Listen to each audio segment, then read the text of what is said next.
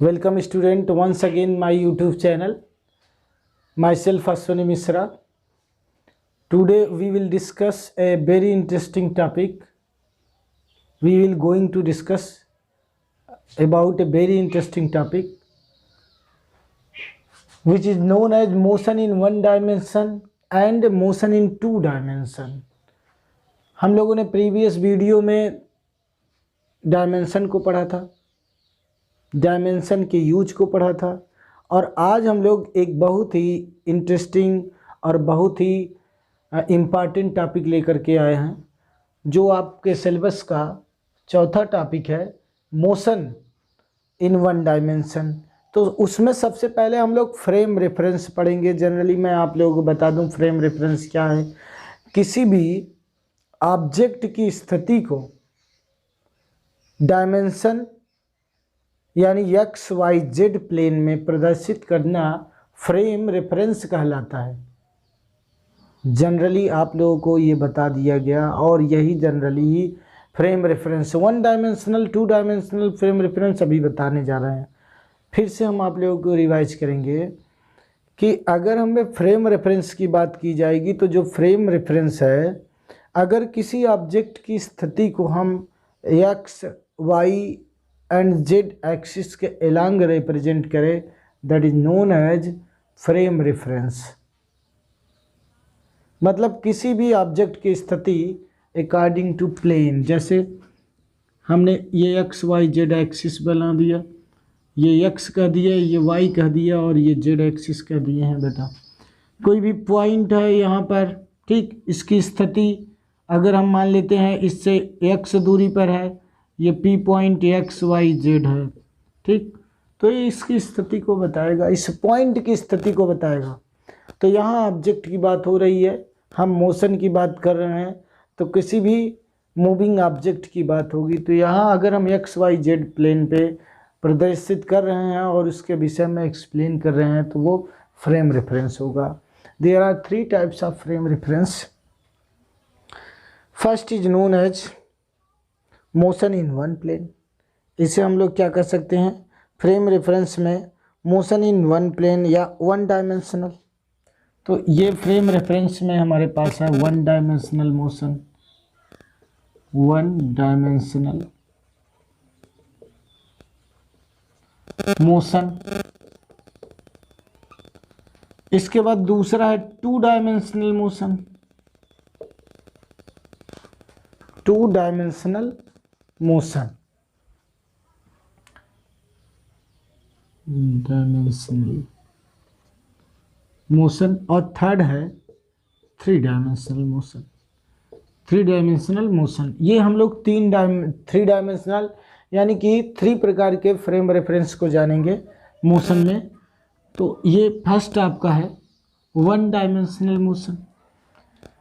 One dimensional motion मैंने आप लोगों के लिए टाइम स्पेंड ना हो वीडियो में, इसके लिए पहले से लिख करके रखा है कि one dimensional motion of an object is said to be in one dimensional when one of the three coordinates. कहने का मतलब तीन कोऑर्डिनेट्स हमने बताया, तीनों में से एक्स वाई जेड ये लिए गए, तीनों में से coordinate specifying the position of the object changes with time. एक ही डायमेंशन, हाँ, one of the three coordinate, एक ही कोऑर्डिनेट मतलब एक्स एक्सिस या वाई एक्सिस या फिर कह सकते हो जेड एक्सिस, किसी एक की बात की जाए, अगर एक ही एक्सिस किसी पोजीशन ऑफ ऑब्जेक्ट को बताए तो उसे कहा जाएगा वन डायमेंशनल मोशन। ठीक है, कहने का मतलब जैसे अगर वन डायमेंशन की बात करें, अच्छा, या तो टाइम वेरी कर रहा हो किसके साथ, उस मोशन के ऑब्जेक्ट ऑफ मोशन के साथ। जैसे मैं कहूँ कि स्पीड ऑफ कार चल रही, ठीक है, वो एलॉन्ग रोड चलती है, हाँ, स्पीड ऑफ कार, या यहाँ standard language motion of car भी कह सकते हो, कहेंगे ही, हाँ, motion of car on the road, ये एग्जाम्पल आपका है। अगर हम ये बात कहें कि मोशन ऑफ कार देखेंगे, रोड पर कार चल रही है, ठीक है, ये मान लीजिए ये आपका रोड हो गया, इस पर अगर कार हमारी चल रही है, ठीक है, ड्राइविंग हो रही है, मोटरसाइकिल चल रही है, हाँ मोटरसाइकिल हमारी चल रही है, तो ये जो मोशन होगा वो टाइम जो है, देखो टाइम भी वेरी कर रहा है, एक ही डायमेंशन बता रहा है, इसी एक्सिस पे टाइम के साथ इसकी मोशन की स्थिति लगातार बता रही है, किसी दूसरे डायमेंशन की आवश्यकता नहीं है, किसी एक डायमेंशन को हमने एक्स एक्सिस को ले लिया, ठीक है। ऐसे अगर हम टू डायमेंशनल फ्रेम रेफरेंस की बात करेंगे या टू डायमेंशनल मोशन की बात करेंगे तो ये 1 आपके बजाय 2 ऑफ 3 हो जाएगा। ये देखो सेकंड है, अभी फर्स्ट था, ये सेकंड है, टू डायमेंशनल मोशन है, dimensional motion, two dimensional motion second वाला हो गया, फर्स्ट 1 डायमेंशनल था, इसमें क्या होगा, यही इतना चेंज हो जाएगा। अभी दो हमारे पास दो एक्सिस होंगे जो किसी भी ऑब्जेक्ट की पोजीशन को रिप्रेजेंट करने के लिए आवश्यक होंगे। अभी क्या था, अभी तक एक ही था, अभी दो आवश्यक होंगे, यानी कि motion of an object said to be in two dimensional, ये हो जाएगा two dimensional when 2 of 3 coordinate specifying the position of object changes the time, मतलब कि 3 में से 2 जो आपके कोऑर्डिनेट्स हैं वो स्पेसिफाई हो रहे हों, ठीक है, उनकी प्रेजेंटी हो, वो बताते हो किसी भी मोशन को दोनों की आवश्यकता हो। जैसे सर्कुलर मोशन की अगर बात की जाए, पीरियाडिक मोशन की बात की जाए, तो ये सब आपके किस में आते हैं, ये टू डायमेंशनल में आते हैं। एग्जाम्पल के लिए क्या हो जाएगा, यहाँ लिख देते हैं टू डायमेंशन का example, motion of planet, motion of planet around the sun, motion of planet around the sun जो है वो क्या होगा, वो सर्कुलर होगा, और सर्कल आपका किस में आता है, 2D में आता है, ठीक है, जबकि स्फीयर आपका 3D में आता है, ठीक। अब यही अगर जो है यहाँ जो है ऑल ऑफ दी कर देंगे 3 डायमेंशनल के लिए, 3 डायमेंशन के लिए हम लोग क्या कर देंगे, all of the 3 coordinate specifying. Example के लिए हम कह देंगे, ये कहा जा सकता है मोशन अराउंड दी स्फीयर, और उसके लिए हमारे पास कई अलग अलग प्रकार के हैं। मैं एक गैस का लेता हूँ, जैसे motion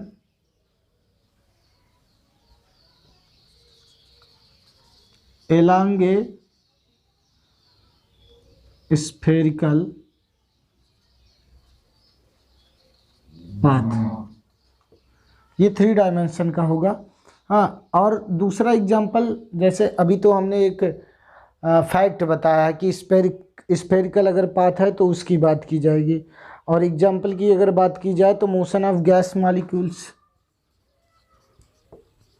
motion of gas molecules, जो गैस मॉलिक्यूल्स हैं ये 3 डायमेंशनल मोशन होंगे।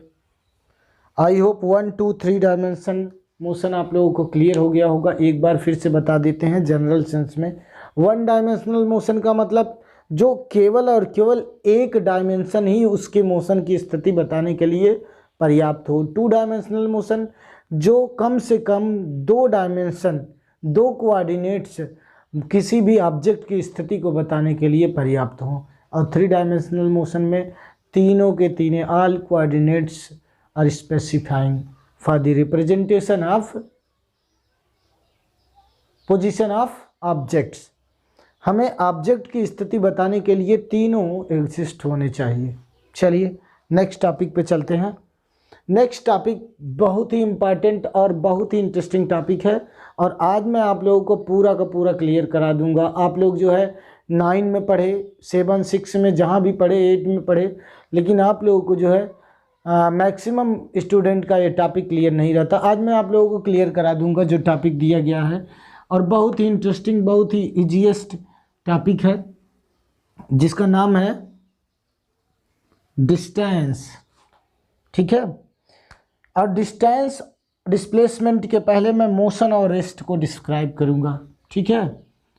मैं मोशन और रेस्ट को बताऊँगा।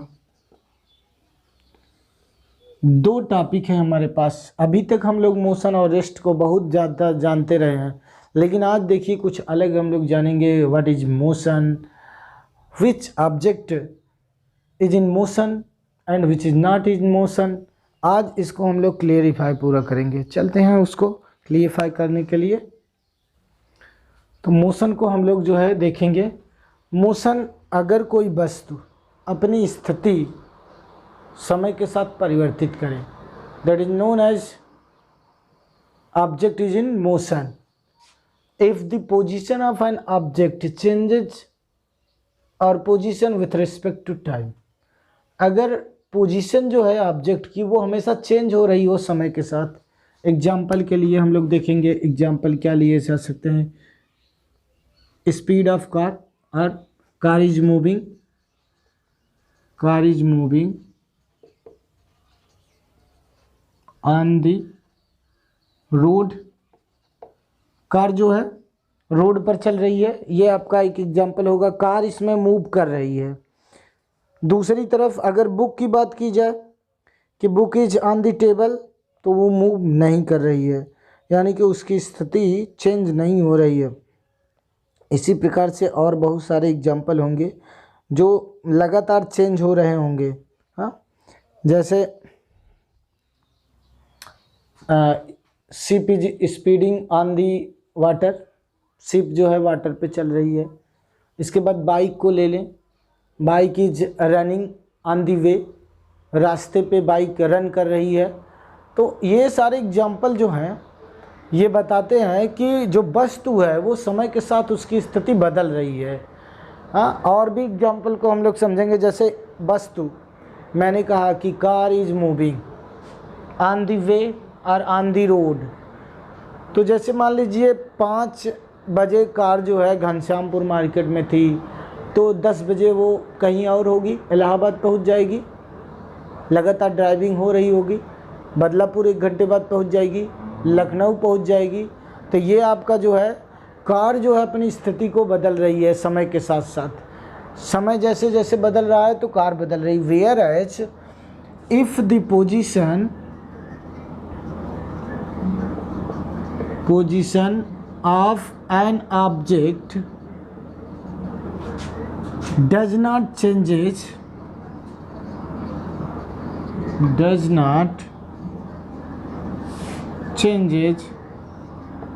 with respect to time। Position जो है अगर ऑब्जेक्ट समय के साथ नहीं चेंज कर रहा हो, जैसे मैं बात करूं कि टेबल पे बुक रखी हुई है,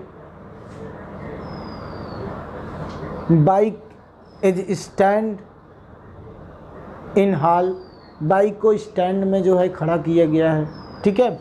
तो ये आपके पास एग्जाम्पल क्या हो जाएगा, book is on the table.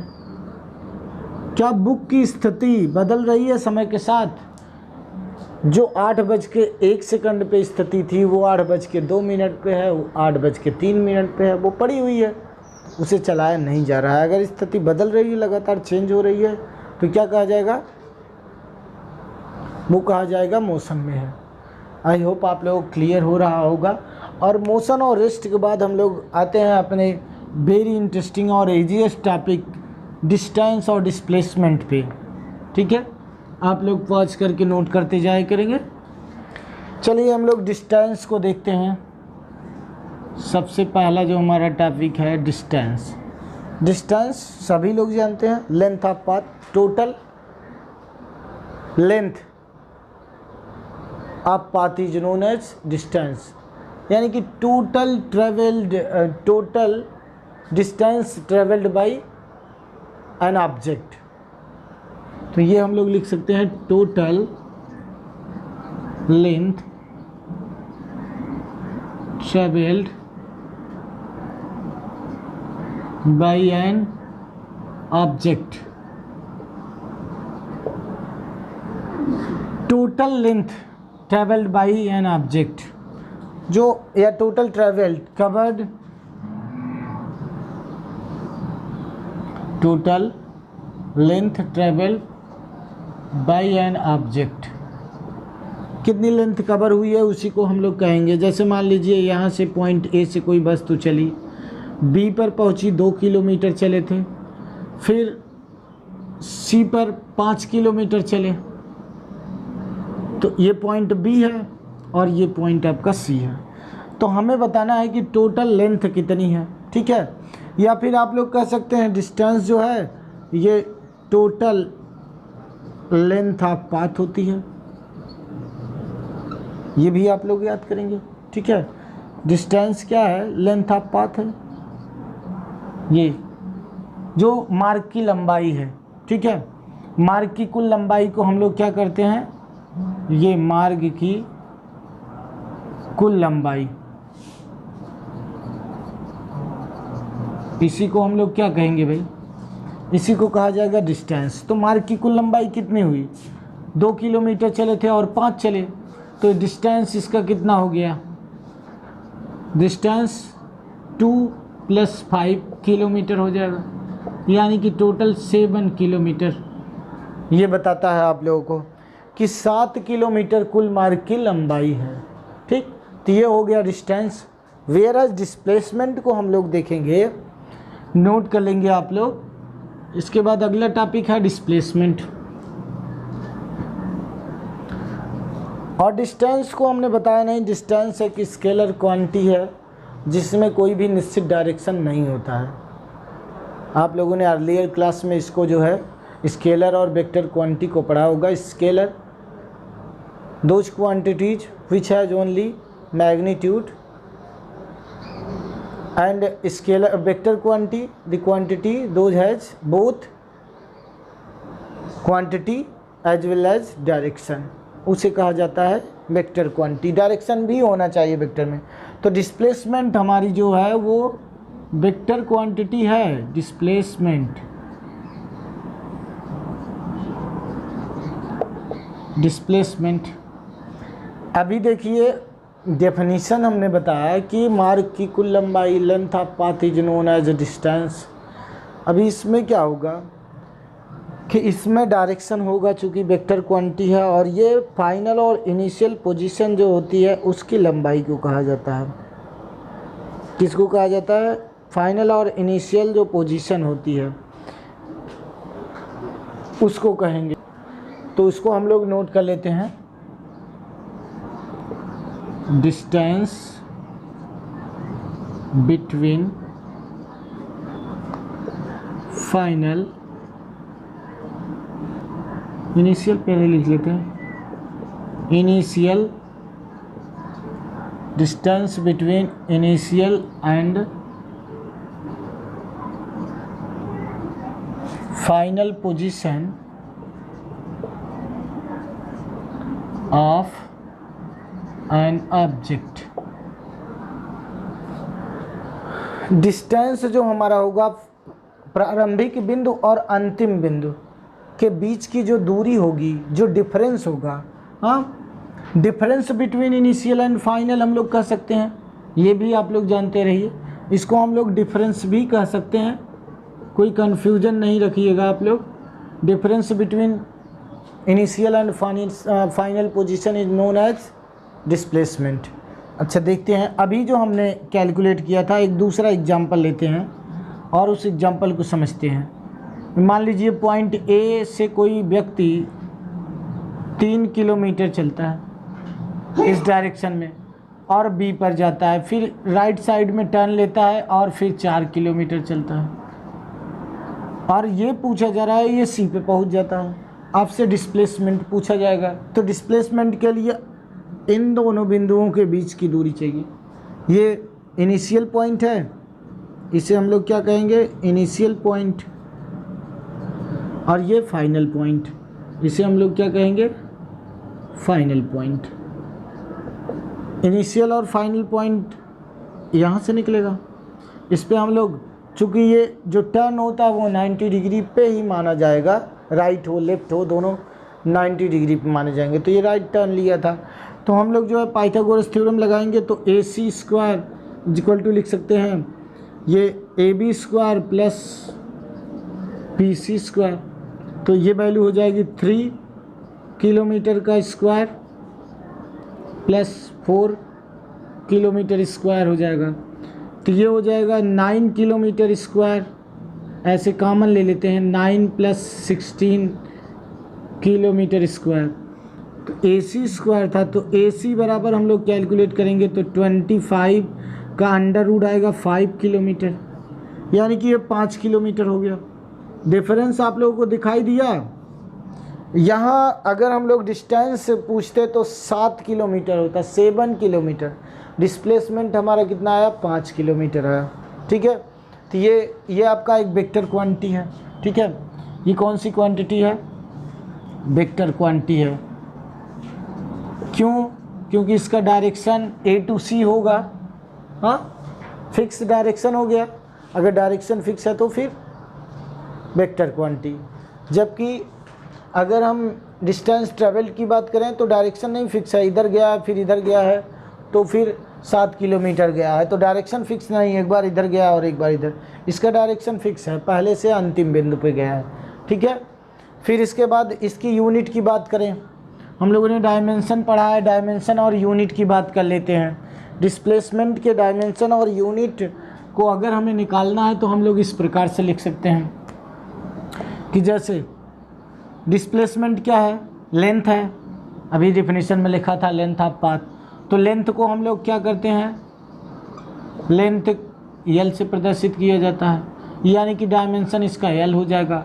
और डिस्टेंस को, वो तो खुद ही डिस्टेंस है, उसे भी हम लोग L से प्रदर्शित करते हैं, डायमेंशन हो जाएगा। ठीक, इसको और स्टैंडर्ड लिखना चाहें तो ऐसे लिख सकते हैं m पावर 0 L पावर 1 और t पावर 0, ये आपका ऐसे इसको भी लिख सकते हैं।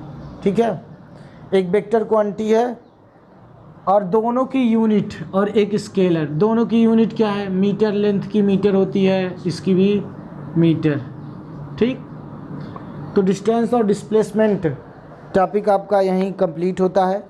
और इससे रिलेटेड नेक्स्ट टॉपिक जो आपको बताने जा रहे हैं वो है स्पीड एंड वेलोसिटी।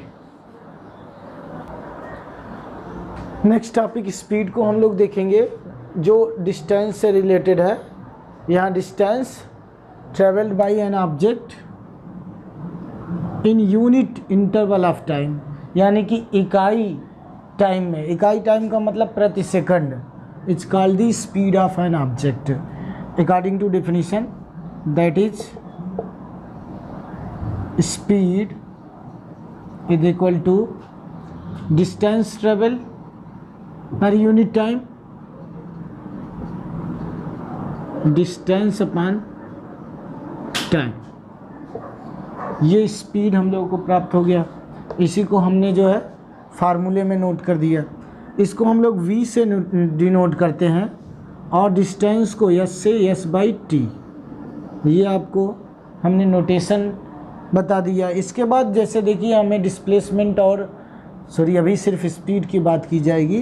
तो अगर हमें डायमेंशन इसका निकालना है और यूनिट निकालनी है हर एक क्वांटिटी का, डायमेंशन के लिए हम क्या करेंगे, डायमेंशन जो हमारा होगा लेंथ का L होगा, T। अगर किसी को डायमेंशन नहीं समझ में आ रहा है तो वो जा करके डायमेंशनल एनालिसिस का वीडियो देखेंगे। पहले वीडियो में dimension, how to find dimension of a physical quantity completely derived in the video, first video of dimensional analysis, ये कम्प्लीटली डिराइव किया गया है। तो ये v से रिप्रेजेंट किया जाता है स्पीड को, टोटल डिस्टेंस कवर्ड और travelled by an object in unit time interval, इकाई समय में जो डिस्टेंस कवर किया गया होगा उसको। अच्छा, इसी में हम वेलोसिटी को आपको बता दे रहे हैं। अच्छा, ये चूँकि जो डिस्टेंस है वो है स्केलर क्वांटिटी, ये स्केलर और ये भी स्केलर है, टाइम भी स्केलर है, तो दोनों स्केलर, तो हमें क्या मिलेगा, एक स्केलर ही क्वांटिटी मिलेगा। तो वेलोसिटी क्या है, एक स्केलर क्वांटिटी है।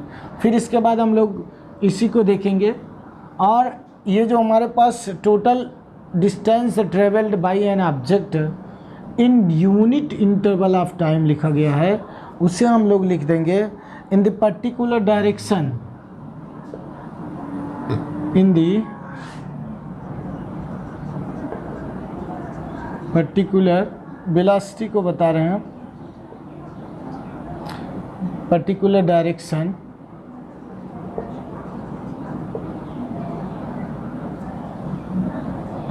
in unit interval of time, in the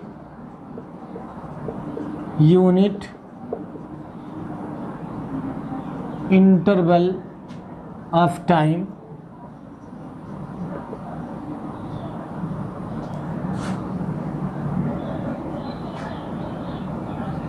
is called velocity of an object. Velocity कही जाएगी।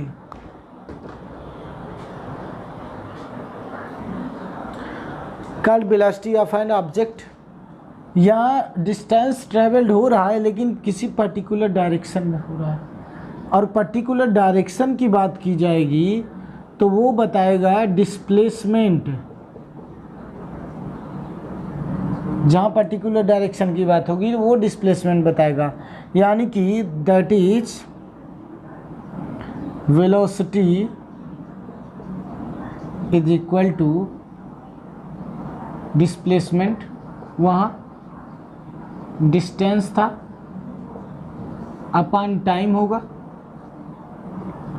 इसका भी डायमेंशन सेम ही होगा, रिप्रेजेंटेशन सेम होगा, b बराबर यस बाई टी ही होगा।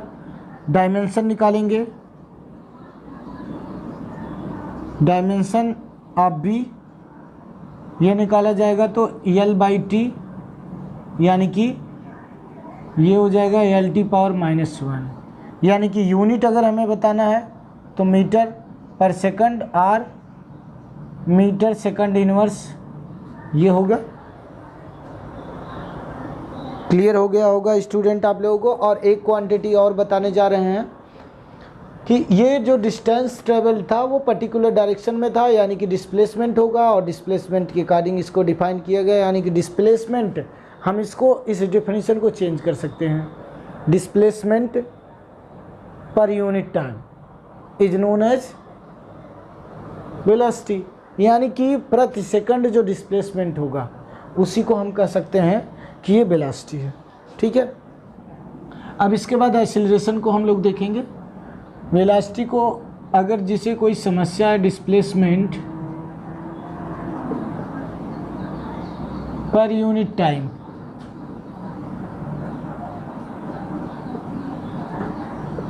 Is called displacement is called velocity, यानी कि आप लोग इसको इस प्रकार से भी डिफाइन कर सकते हैं, बाकी सारी चीज़ सेम होंगी। और चूंकि डिस्प्लेसमेंट एक वेक्टर क्वांटिटी है अपॉन स्केलर, तो हमें फिर से एक वेक्टर क्वांटिटी ही मिल जाती है। ठीक है, यानी कि वेलोसिटी एक स्पेसिफिक डायरेक्शन में होगा। ठीक है, नेक्स्ट है आपका एक्सेलरेशन। एक्सेलरेशन को हम लोग कह सकते हैं rate of change of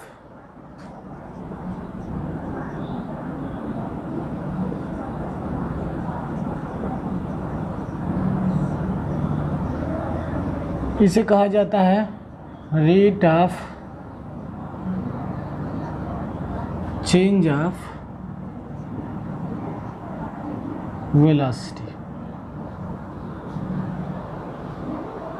rate of change of velocity of an object is called acceleration, यानी कि वेग परिवर्तन की दर। मान लीजिए इनिशियल वेग आपका u से प्रदर्शित किया जाता है, u से b कोई वस्तु वेग प्राप्त करती है, जीरो हमने नहीं लिया है, u does not equal to zero. अगर हम जीरो ले लेंगे तो ये हमारा जो इनिशियल वेलोसिटी है वो शून्य हो जाएगी, तो केवल फाइनल वेलोसिटी बचेगी, तो इसको जीरो नहीं ले रहे हैं। तो कह रहे हैं acceleration a is equal to a is equal to change in velocity, change in velocity लिख लेते हैं, in velocity upon time. Change in velocity v u से v हुआ है अपॉन टाइम, ये आपका एक्सीलरेशन हो गया। ठीक है, इसको हम लोग v1 v2 माइनस v1 भी कह सकते हैं, कोई कन्फ्यूजन नहीं होना चाहिए। एक्सीलरेशन की यूनिट अगर हम लोग को, तो वेलोसिटी में से वेलोसिटी घटाएंगे तो एक वेलोसिटी मिलेगी, यानी कि अगर हम लोग को यूनिट निकालना है तो फिर हम लोग क्या प्राप्त हो जाएगा, एक्सीलरेशन की यूनिट, यूनिट ऑफ एक्सीलरेशन, ये हो जाएगा unit of velocity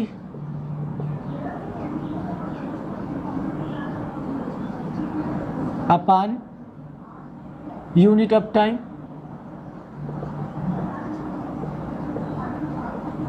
unit of velocity क्या है, metre per second upon unit of time second, यानी कि मीटर पर सेकंड स्क्वायर। ये हो जाएगा। अगर हम लोगों को ये डायमेंशन निकालना है तो डायमेंशन मैंने आप लोगों को बार बार बताया कि अगर आप लोग नहीं समझ पा रहे हैं तो फिर से आप लोग जाइए और डायमेंशन और यूजेज ऑफ डायमेंशन जो टॉपिक पढ़ाया गया है उस वीडियो को देखिए। तो आज केवल हमने जो है एक्सीलरेशन तक बताया आप लोगों को। नेक्स्ट वीडियो में कैसे हम लोग इंस्टेंटेनियस स्पीड, इंस्टेंटेनियस वेलोसिटी और इंस्टेंटेनियस एक्सेलरेशन कैलकुलेट करते हैं, इसके विषय में बताया जाएगा। और dx/dt limit delta tends to 0 ये क्या है, यानी कि अगला वीडियो और भी इम्पॉर्टेंट होगा और बड़ा ही इंटरेस्टिंग होगा और ये कंपटीशन के लिहाज से भी बहुत ही इम्पॉर्टेंट होगा। तो नेक्स्ट वीडियो के लिए आप लोग लाइक और सब्सक्राइब करिए। Thank you.